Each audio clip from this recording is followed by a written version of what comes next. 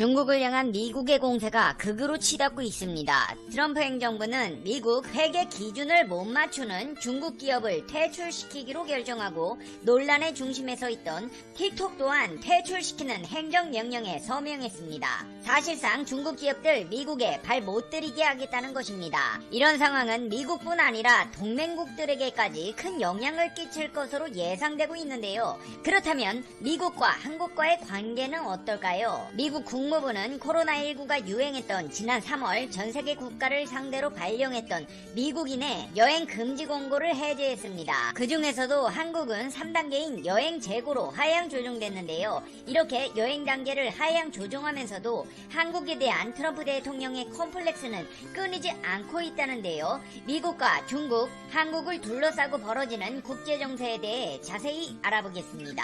팩트TV 팩트체크.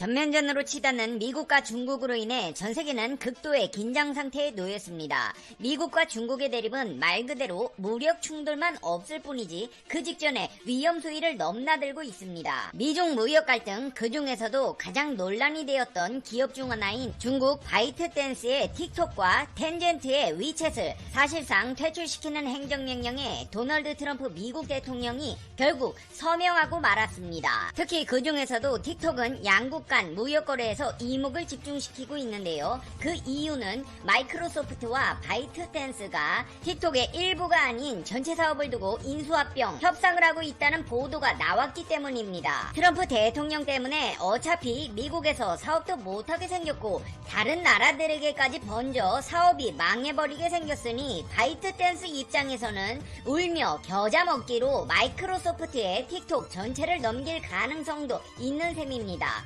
게다가 틱톡은 최근 인도와 중국의 국경지대의 무력 충돌로 인해 인도에서 퇴출을 당하는 수모를 겪었습니다. 9월 15일까지 계약을 위한 협상이 진행될 것으로 예상되는 가운데 트럼프 대통령의 이번 행정명령으로 상황은 다시 복잡해질 전망입니다. 만약 마이크로소프트가 틱톡 사업부 인수에 실패할 경우 미국에서 틱톡은 사실상 퇴출될 가능성이 높습니다. 미국에서 퇴출되는 중국 기업은 이뿐만이 아닙니다. 로이터 통신 등의 보도에 따르면 스티브 무누신 재무장관과 제이 클레이튼 증권거래위원회 위원장 등이 참여한 실무팀은 미국 회계 기준에 따른 금융당국의 감사를 거부한 중국 기업의 미증시 상장을 폐지하는 내용을 빼대로 한 권고안을 트럼프 대통령에게 전달했습니다. 이번 권고안도 트럼프 대통령의 지시에 따른 것인데요. 앞서 트럼프 대통령은 지난 6월 참모진에게 금융당국에 회계 자료를 공개하지 않은 중국 기업의 위험으로부터 미국 투자자를 보호할 대책을 60일 안에 마련하라고 지시한 바 있습니다. 중국 기업들은 미국에서 2022년 1월 1일까지 이를 시행하지 않으면 상장이 폐지됩니다. 또 미국 증시에 신규 상장을 원하는 중국 기업들도 기업 공개 이전에 회계감사 자료를 제출해야 합니다. 파이낸셜 타임즈는 권고안에 따라 정책 초안을 만들어 공개한 뒤 여론 수렴 절차를 거치게 된다며 권고안이 시행되면 중국 기업의 미국 자본시장을 통한 자금 조달에 어려움이 있을 것이란 지적이 나온다고 보도했습니다. 그러면서 권고안을 따르지 않는다면 파급 효과가 상당할 수밖에 없다고 했습니다. 미국의 트럼프 대통령은 중국 약 올리는 방법에 능통한 듯 보입니다. 하나의 중국을 깨기 위한 수단으로 대만을 국가로 인정하는 묘책을 내놓고 미국 보건장관이 대만을 방문하겠다는 발표를 했는데요. 중국이 단호히 반대하고 나섰습니다. 이는 하나의 중국이라는 원칙을 거부해온 대만을 공개 지지하는 성격으로 비춰질 수 있기 때문에 중국은 심지어 군사적 행동까지 거론하고 있는 상황입니다. 중국의 공산당 기관지 황구시보는 앨릭스 에미자 미 보건복지부 장관의 대만 방문 계획에 대해 도발이라며 선을 넘지 말라고 경고했습니다. 그러면서 미국이 선을 넘으면 군사 충돌 가능성이 높아질 것이라며 미국이 중국의 경고를 무시한다면 대만 해협에서 전쟁은 불가피하다는 극단적인 표현을 써가며 비판했습니다. 미국 정부는 1979년 중국과 수교하면서 하나의 중국 원칙을 받아들여 대만과 당교했으며 이후 대만 정부와의 고위급 교류에 적극적으로 나서지도 않았습니다. 하지만 에이자 장관은 대만 방문을 전격 발표하며 코로나19 모범 국가인 대만에게 도널드 트럼프 대통령의 지지를 전달하겠다는 취지를 표명했습니다. 장관 방문 하나 가지고 뭐 전쟁까지 불사하겠다고 호들갑 떤다고 생각하시는 분들 계실 텐데요. 미국 강요가 대만을 방문하는 것은 2014년 지나 메카시 미 환경보호청장 이후 6년 만입니다. 에이자 장관은 메카시 청장보다 높은 고위직으로 실제 방문이 이뤄지면 대만과 당교 후 최고위급 강요가 됩니다. 중국 입장에선 이처럼 미국이 대만을 방문하는 것은 중국 본토와 홍콩, 마카오, 대만은 나뉠 수 없는 하나의 중국이라는 원칙을 인정하지 않는 것으로 해석될 수 있습니다. 상황이 이렇다 보니 미중 갈등은 무역 전쟁을 넘어 대만을 사이에 두고 군사적 위기감까지 커지고 있습니다. 미국이 대만에 처음으로 대형 고성능 무인기를 판매할 가능성도 제기된 가운데 중국은 이미 대규모 군사훈련을 시작한 상태입니다. 미중 갈등이 군사적 갈등으로 치닫는 분위기가 역력합니다. 실제 중국은 대만 해협에서 군사력을 잇따라 공개하며 힘을 과시하고 있습니다.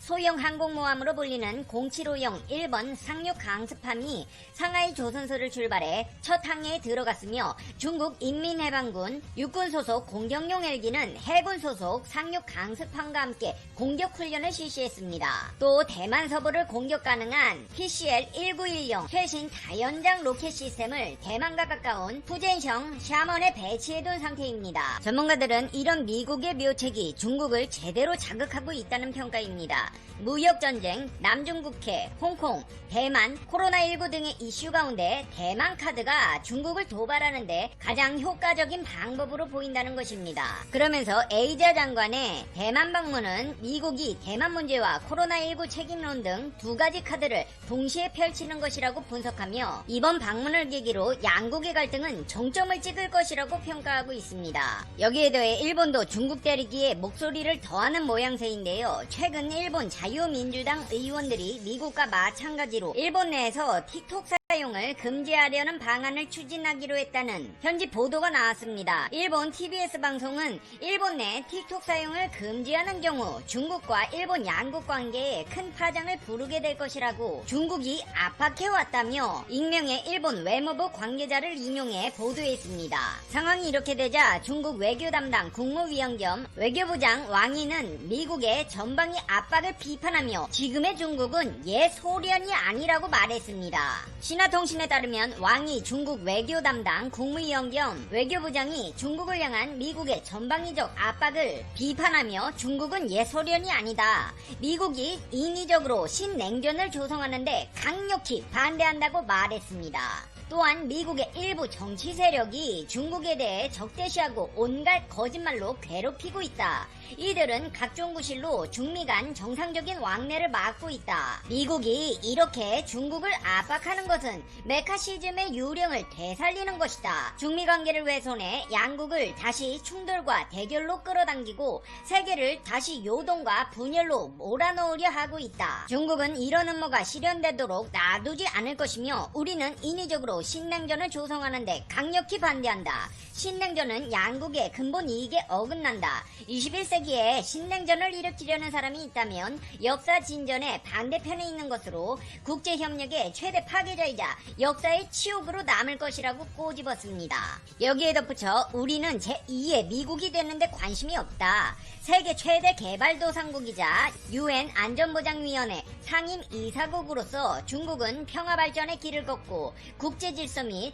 평화의 수호자가 될 것이라고 밝혔습니다. 네, 알겠습니다. 중국과 미국의 갈등이 극으로 치닫고 있는 상황은 충분히 이해했는데요. 그렇다면 중국과 미국의 관계에 있어 핵심적인 역할을 맡고 있는 한국과의 관계는 어떨까요? 일단 미 국무부는 질병통제예방센터와의 조율 속에 코로나19로 미국 국민에 관한 전 세계 해외여행 금지 권고를 해제한다고 밝혔습니다. 이에 따라 한국에 대한 여행 경보는 국무부 여행경보 사이트에서 3단계인 여행 재고로 조정돼 공지되었습니다. 여행 재고는 최고급인 여행 금지 아래의 단계입니다.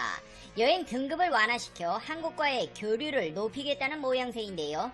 또 방위비 이야기만 나오면 분위기가 달라집니다. 미국은 방위비 협상 도중 돌연 대표를 바꿔 미국이 한국의 방위비 압박을 높일 것으로 예상되고 있는데요. 한미 방위비 분담금 협상에 미국 측 대표로 도나 웰턴을 임명했습니다. 신임 협상 대표인 웰턴은 25년 이상 경력을 지닌 베테랑 외교관이라고 미국 국무부는 설명했습니다. 웰턴 협상 대표의 이력에서 눈에 띄는 부분은 두 가지인데요. 하나는 일본 전문가라는 점이고 다른 하나는 외교관으로서 국방 관련 경력이 있다는 것입니다. 웰턴 협상 대표는 한국을 포함해 미군이 주둔한 다른 나라들과 방위비 협상에 나설 예정입니다. 트럼프 행정부가 웰턴 대표를 등판시켜 한국에 대한 방위비 압박을 높일 것이라는 전망도 제기되고 있는 이유입니다. 이제 페페TV의 결론입니다. Conclusion, 페페TV. 트럼프 대통령, 번지수를 잘 좀 찾아주세요. 왜 또 삐딱선을 타서 방위비 몇 푼 더 벌어보겠다고 대한민국 국민들 심기를 건드리십니까? 옛날에 이솝우화에 나오는 통나무 다리 위의 개 이야기 못 들어보셨어요? 강아지가 강에 비친 고기를 문 자신의 모습을 보고 그거 먹어보겠다고 입 벌렸다가 물고 있는 고기까지 놓쳐버렸다는 이야기. 아니 얼마나 더 쉽게 이야기를 해야 알아들으시겠습니까? 과유불급! 욕심이 지나치면 화를 입습니다. Zombie apocalypse.